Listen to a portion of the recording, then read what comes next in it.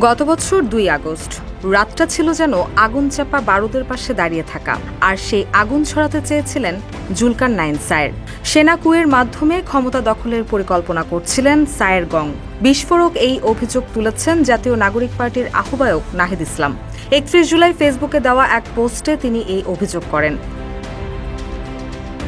পোস্টে নাহিদ লেখেন, ২ আগস্ট ২০২৪ রাতে জুলকারনাইন সায়েররা একটা আর্মি কু করে সামরিক বাহিনীর এক অংশের হাতে ক্ষমতা দিতে চেয়েছিল।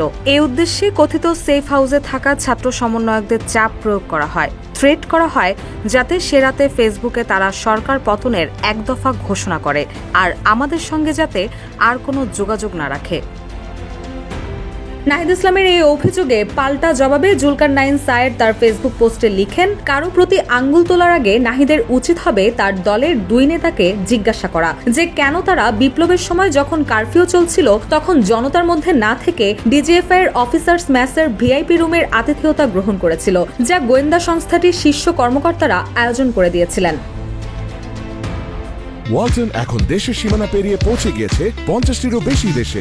ওয়ালটন, ঘরে ঘরে, বিশ্বজুড়ে।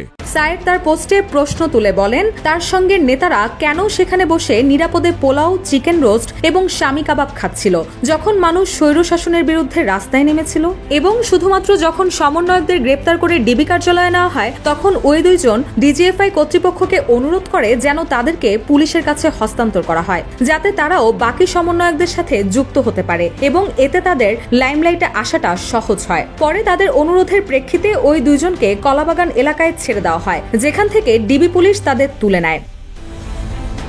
এদিকে নাহিদ ইসলাম তার পোস্টে আরো উল্লেখ করেন, সায়ের গং ৫ আগস্টের পর বারবার চেষ্টা করেছে আমাদের বিরুদ্ধে পাল্টা নেতৃত্ব দাঁড় করাতে। সেক্ষেত্রে সাদিক কায়ুমদের ব্যবহার করেছে এবং তারা ব্যবহৃত হয়েছে। সায়ের গংদের এ চেষ্টা অব্যাহত আছে। নাহিদের ভাষ্য, রিফাতদের বিভিন্ন লেখায় এ বিষয়ে বলা হয়েছে। আমাদের বক্তব্য ছিল এক দফার ঘোষণা মাঠ থেকে জনগণের মধ্য থেকে দিতে হবে, আর যারা এভাবে চাপ প্রয়োগ করছে তাদের উদ্দেশ্য সন্দেহজনক। আমাদের ভেতর প্রথম থেকে এটা স্পষ্ট ছিল যে ক্ষমতা কোনোভাবে সেনাবাহিনী বা সেনাবাহিনীর সমর্থিত কোনো গ্রুপের কাছে দেওয়া যাবে না।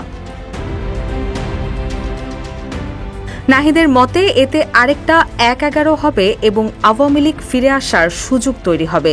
একই সঙ্গে আমাদের প্রতিরক্ষা বাহিনী ক্ষতিগ্রস্ত হবে। নাহিদ আরও বলেন, এটাকে জনগণের স্বতঃস্ফূর্ত গণ অভ্যুত্থান হিসেবে সফল করতে হবে এবং রাজনৈতিক দলগুলোকে নিয়ে সামনে আগাতে হবে। ৫ আগস্ট থেকে আমরা এই অবস্থান ব্যক্ত করে গিয়েছি।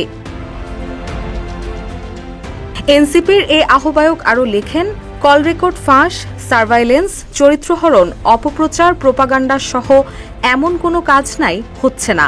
বাংলাদেশে সিটিং মন্ত্রীদের বিরুদ্ধে যত অপপ্রচার হচ্ছে এদেশের ইতিহাসে এরকম কখনো হয়েছে কিনা জানা নেই, কিন্তু মিথ্যার ওপর দিয়ে বেশি দিন টেকা যায় না, এরাও টিকবে না। রুশা সুর, নিউজ ডেস্ক, ইত্তেফাক।